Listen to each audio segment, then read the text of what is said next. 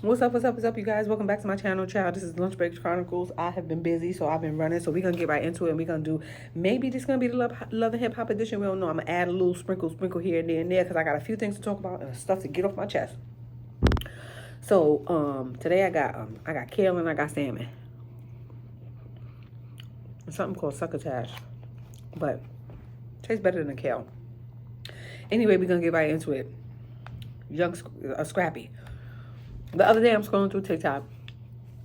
I see Scrappy online talking about how real women like Rasheeda and Yandy stay with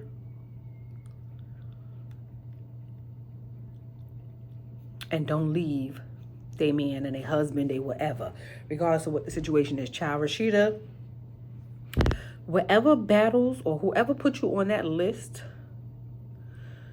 to be fighting this battle and enduring what you're enduring and being the dummy that you are and living through whatever Kirk is putting you through and you signing up to be the poster child for stupidity, girl, I don't want it. I don't want to be on that list. I don't need Jesus to come and see me. Like, whoever signed you up for that, to fight that battle, child, tell them to miss my name, because you are literally being embarrassed. I don't even care if the storyline is fake. Whatever you and that girl is going through, Jasmine, you and Jasmine's going through, I don't want it. And y'all need to figure it out, because you embarrassing. So y'all should already seen. So Jasmine gets online and shows Rasheeda the proof that Kurt has been trying to get at her, and she was a willing participant to an extent, or maybe she was just trying to get whatever she needed to get out of Kirk or whatever, until Kirk exposed her and saying that she was showing up at the door, naked.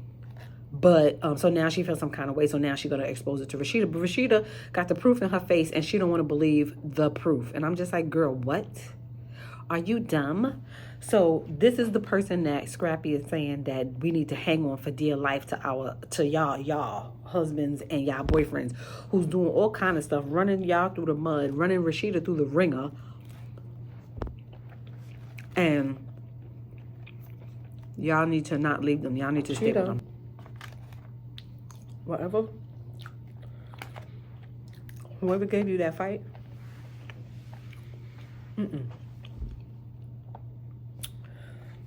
You should be kicking and screaming. And this is the person that Scrappy is telling us that we all should emulate and not leave when something happened. He even said that Rasheeda gonna be with Kurt forever, that she never leaving Kurt. So everybody knows it. So even if the storyline is fake and y'all just trying to get a coin from this storyline, you making yourself look stupid. And I'm not saying that Jasmine is an innocent party here, because she's really not. She's a willing participant. So let's move on. I'm gonna play the videos. Of course, y'all already know I'm gonna play the videos. But let's move on. So now he says that Yandy also, we should all follow in Yandy's footsteps as well, right? And Yandy, we found out today or yesterday that Mandizis is supposedly leaving Yandy for Erica, that Yandy been dragging up and down these streets for years. He leaving her for her.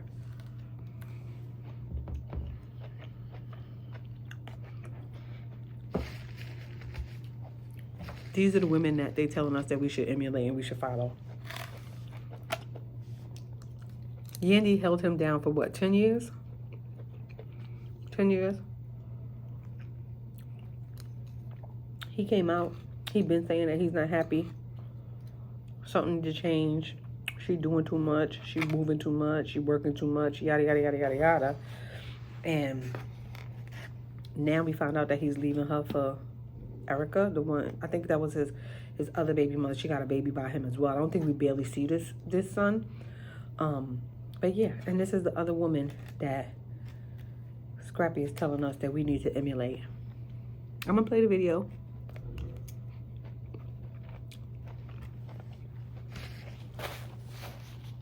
So y'all can hear him screaming and ranting and raving. Screaming and ranting and raving in the cameras about how strong-willed these women are, about how good they are, the fact that they ain't going nowhere, the fact that they ain't leaving. Yandy's not leaving Mendices, and Mendices is planning on leaving her for Erica, allegedly. And then the fact that Rasheeda ain't never leaving Kirk, and talking about, oh, he should have stayed with his wife, and he should have never left. He should, and he should have tied her down and did all. This is Scrappy. Y'all gonna listen to him? Because I'm unimpressed. I'm unimpressed.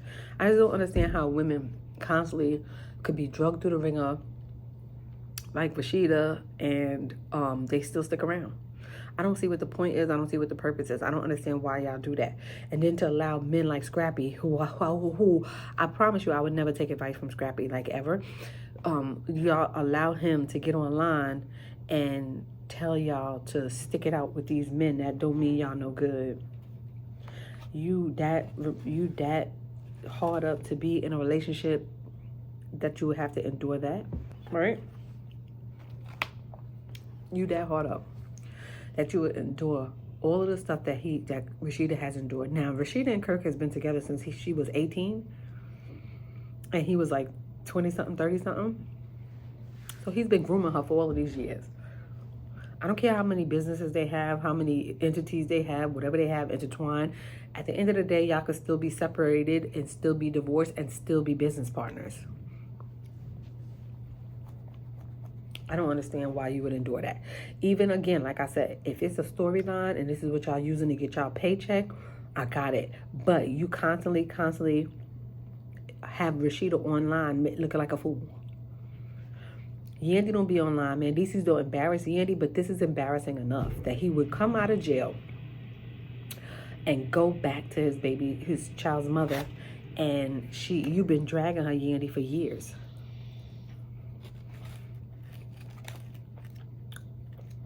That's crazy. That's just crazy to me. I don't understand. I don't get it. I don't get it.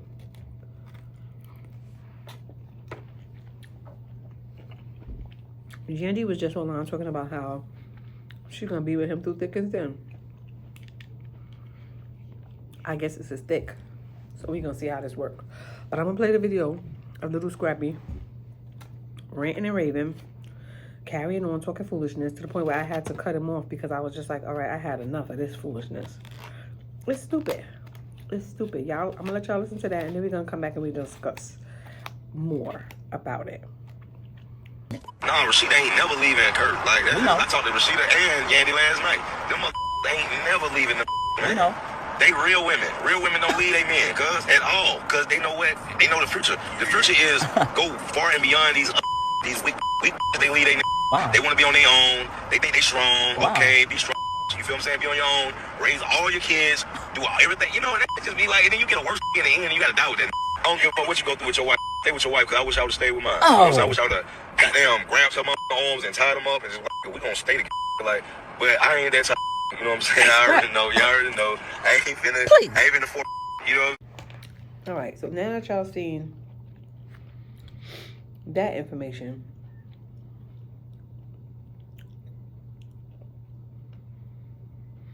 we're gonna talk a little bit about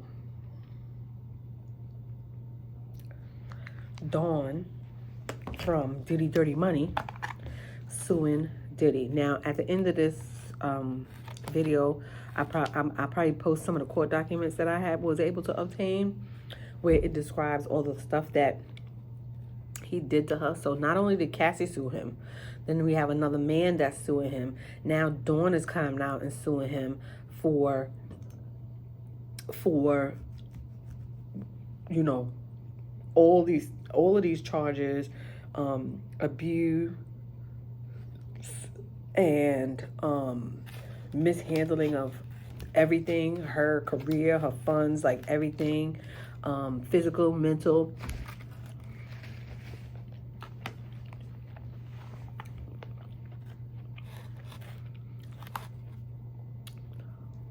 She stated in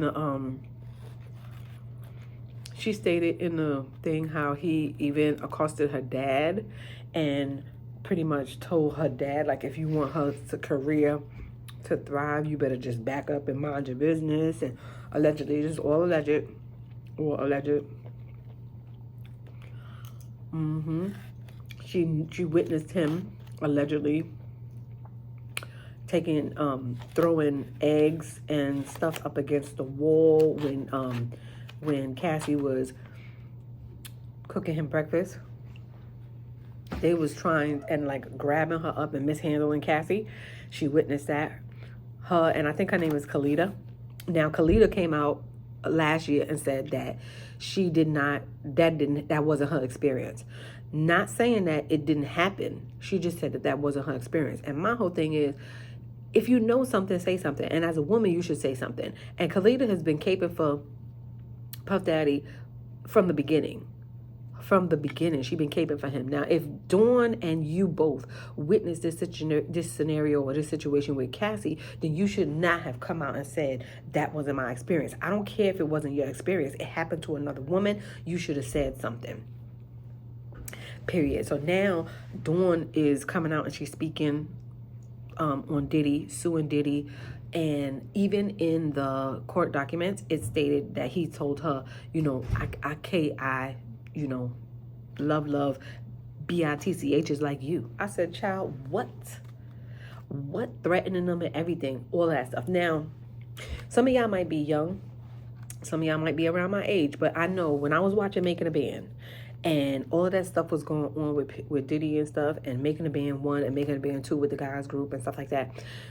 When Dawn came on the screen, Dawn was like green. Literally, like, you could tell she was like a baby. She was like 19. I can't remember how old she was exactly, but I know she was young. And she was like fresh in the business. This was her first contract, her first time. She was so excited. Her eyes was wide open. She was excited about going into the group, working with P. Diddy, all of that stuff, right? Not knowing what they was in store for.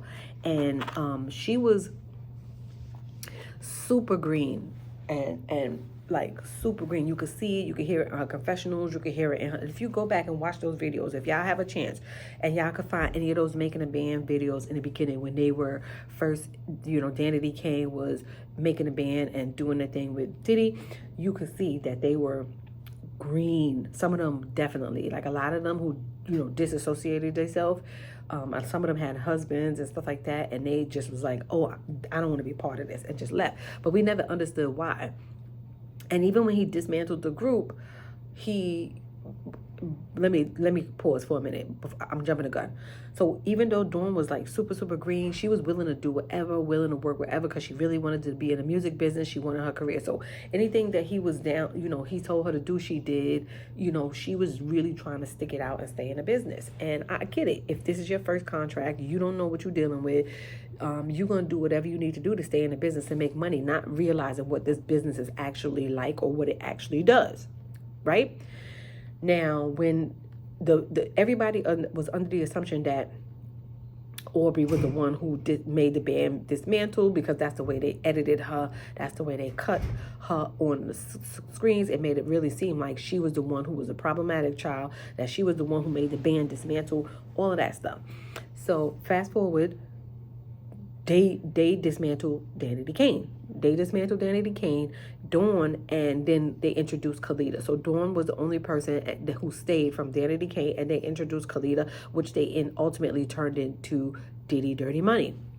Now, the first interview that they did when he introduced Diddy Dirty Money, and they did that song, trust me, I love the song, but when they first introduced him and they did an interview, you could see the shift and the change in Dawn. Like something had happened to her. Something shifted, something changed, her whole demeanor changed, her stage presence, everything. Now, if y'all notice, I'll make a comparison here. When she did, so when Left Eye left TLC and went to Suge Knight's group, if y'all seeing Left Eye in those interviews, doing those interviews and stuff, it was like a dark aura around her. She had on these dark glasses. Her whole demeanor had changed. She was not smiling and happy and the person that we knew her to be when she was in TLC. Fast forward, Dawn had pretty much the same shift in the atmosphere. Like when she was in those interviews with Khalida and Diddy, she was quiet. She was like really, she looked really different from when we first got introduced to her on Danity Kane. So me being an observative person that I am, I just was like, okay, something happened, but we don't know what happened. I'll wait. Like that's always my stance. Like I can always pick up on a shift in somebody's energy or the change in somebody, and I gotta wait and see what happened and wait till it come out. So now here it comes out, and she explains all of the things that he did in her, did to her while she was under his care. So he locked her in a car for like hours. She was screaming and crying and calling her dad. This is all alleged, and this is all in the court documents and stuff like that. Calling her dad to come and get her, and she had panic attacks, like all kind of stuff that was happening to this young girl. And she was young at the time, and you could tell literally if you go back and watch those interviews, you'll see the shift in the atmosphere when it comes to Dawn, when she's on the table, on those panels with Diddy and Khalida. Now, so I don't know. This one and everything else kind of like sealed the deal for P. Diddy. His lawyers is coming out and saying that they blame it all on Cassie. Like there's a whole bunch of speculations going around. Cassie was the one who ignited this and da-da-da-da-da. But if Cassie would have never ignited it, then nobody else would have came forward, and he would have been able to continue to do this for 30 years. He's been doing this for 30 years. So he would have been able to continue and do this stuff for 30 years if Cassie didn't come out. Like I was saying, if Cassie didn't come out, he would have been able to continue to do this well after 30 years. So, y'all drop down in the comments and let me know. If people are in the comments saying that it's too late for her, why did she wait this long, da-da-da-da. But it literally takes it takes you a lot to muster up the courage to come forth. And then on top of that, the legal system is not as easy as y'all think it is, especially if it's a star, if stuff is happening, a lot of moving parts. There was one point where this journalist was like, you couldn't even speak about Diddy in the papers without your story getting shut down.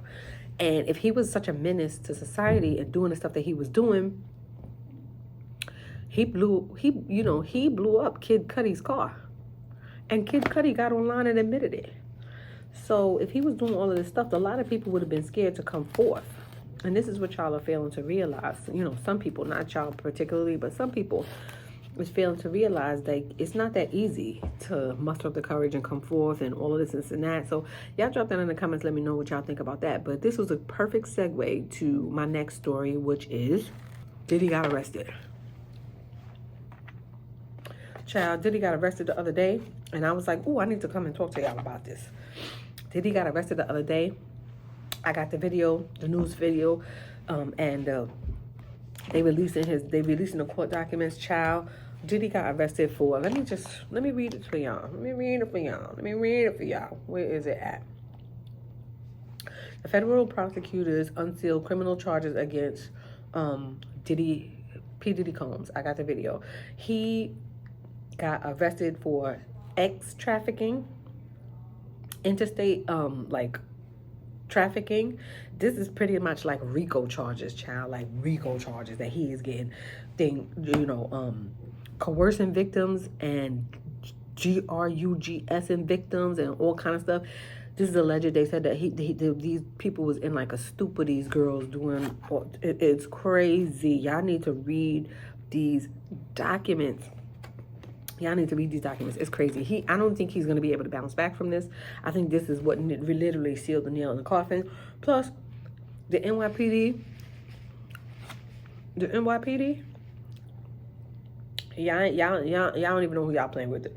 But I'm gonna let y'all watch the video, the news reel, and then we're gonna come back and discuss. Today I'm announcing the unsealing of a 3-count indictment, charging Sean Combs with racketeering conspiracy, sex trafficking, interstate transportation for prostitution. The indictment alleges that between at least 2008 and the present, Combs abused, threatened, and coerced victims to fulfill his sexual desires, protect his reputation, and conceal his conduct. As alleged in the indictment, to carry out this conduct, Sean Combs led and participated in a racketeering conspiracy that used the business empire he controlled to carry out criminal activity, including sex trafficking, forced labor, kidnapping, arson, bribery, and the obstruction of justice. Let me say a little bit more about the charges. The indictment alleges that Combs abused and exploited women and other people for years, and in a variety of ways. As alleged, Combs used force, threats of force, and coercion to cause victims to engage in extended sexual performances with male commercial sex workers, some of whom he transported or caused to be transported over state lines. Combs allegedly planned and controlled the sex performances, which he called freak-offs, and he often electronically recorded them. The freak-offs sometimes lasted days at a time, involved multiple commercial sex workers, and often involved a variety of narcotics, such as ketamine, ecstasy, and GHB, which Combs distributed to the victims to keep them obedient and compliant. Right. So y'all got to see what P. Diddy, what the news said about it. They found 1,000 bottles of lube and Vaseline in his house. Talking about these is for the freak-off parties. Then they got him for felony trafficking women across state lines. Because remember, Cassie said she was taken from one place to the next, taken from one state to the next, in her charges, in her documents where she's suing him. And that's not the only one. That other guy said the same thing. A lot of them said that they were drugs under any influence to the point where they were incoherent and things were happening left and right. He claims that he moved back to New York just for these charges, but they was gonna get you either way it goes. His documents, I think they name a few other stars, and I'm like, oh,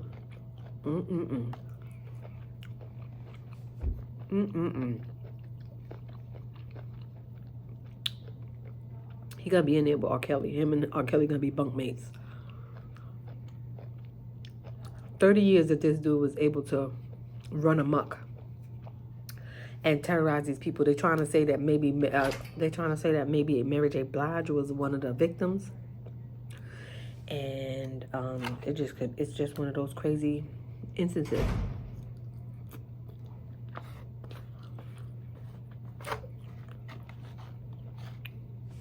Yeah, it's one of those crazy instances, one of those crazy scenarios. They're trying to say a bunch of celebrities was involved. They had a slew of information on all of them. It's crazy out here. Yeah. Y'all let me know if y'all think what y'all think is about to go down with Diddy. As far as y'all think, is there any hope for his case? Do y'all think he gonna get away with it? The district attorney in New York, federal attorney in New York, 97% conviction rate. And they're gonna allow you to move how you move, do what you need to do until they have gathered all of the information that they need, and then they will strike. So they're not going to just come and bring this up to the news and bring this out to the public and release all of this stuff if they didn't have something on him. And it's just sad. So many people seen what happened, witnessed some of these atrocities that he has committed, and nobody has been saying nothing until Cassie spoke out. Didn't they try? Some people's even getting online talking about how what did Cassie do to deserve that he did on that tape. I don't understand people. I don't understand how y'all could just assume that it was her fault and not blame him and all kind of stuff. I want to know where the people are who was caping for him all the way up until this point. Because now he has one settled $30 million lawsuit. He has another lawsuit against him with that guy. I can't remember the guy's name. Now Dawn, and now this indictment. Where's all the people that were saying innocent until proven guilty, innocent until proven guilty? Where are all those people at now, saying that, oh, it was Cassie's fault, that it was this person's fault, it's that person's fault, everybody's fault but the person who needs to be held accountable? Where are all of those people? That's what I'm asking. I don't know. Y'all drop that in the comments and let me know what y'all think about this whole Diddy situation, Dawn situation, and stupid Scrappy situation. I'll see y'all guys in the next one. Don't forget to like, rate, comment, subscribe, and I will definitely see y'all in the next one. Here's the court documents. Peace.